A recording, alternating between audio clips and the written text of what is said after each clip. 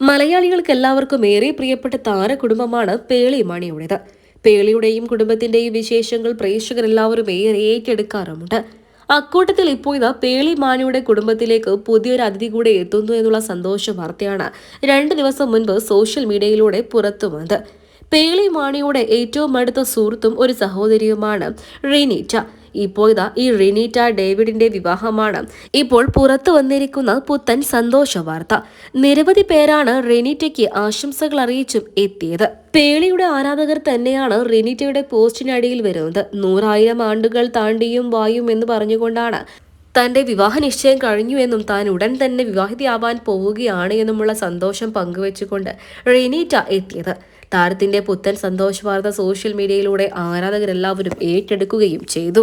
Social മീഡിയയിൽ സജീവ സാന്നിധ്യമായി നിൽക്കുന്ന റിനീറ്റ പേളിയുടെ വീഡിയോസിലൂടെയാണ് പ്രേക്ഷകർക്ക് ഏറെ പ്രിയങ്കരിയായി മാറിയത്. 27 വയസ്സാണ് താരത്തിന്റെ പ്രായം. പേളിയുടെ സോഷ്യൽ മീഡിയയിലൊക്കെ തന്നെയും ഇടയ്ക്കൊക്കെ തന്നെയും റിനീറ്റയും എത്താറുണ്ട്. അങ്ങനെയാണ് പേളിയുടെ സഹോദരിയാണ് റിനീറ്റ എന്ന് ഭൂരിഭാഗം പേരും അറിയുകയും ചെയ്തത്. മാത്രമല്ല ശരത്തും ശ്രദ്ധയും റിനീറ്റയും അടങ്ങുന്ന മൂവരാണ് പേളിയുടെ സഹോദരങ്ങൾ എന്ന് സോഷ്യൽ മീഡിയയിലൂടെ പ്രേക്ഷകർക്കും അറിയാം. പേളിക്ക് ഏറെ പ്രിയപ്പെട്ട ഒരു അങ്കിളുണ്ട്, ഡേവിസ് അങ്കിൾ.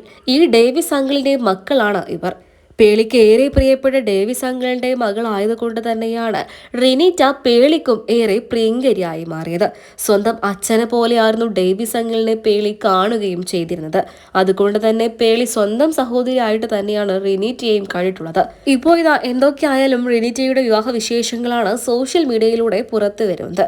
വിവാഹം എന്നാണെന്ന് പുറത്തു വന്നിട്ടില്ല എങ്കിലും റിനീറ്റ ഉടൻ തന്നെ വിവാഹിതയാകുമെന്നും എൻഗേജ്മെന്റ് കഴിഞ്ഞിരിക്കുകയാണ് എന്നും തന്നെയാണ് സോഷ്യൽ മീഡിയയിലൂടെ പങ്കുവച്ചിരിക്കുന്നത്.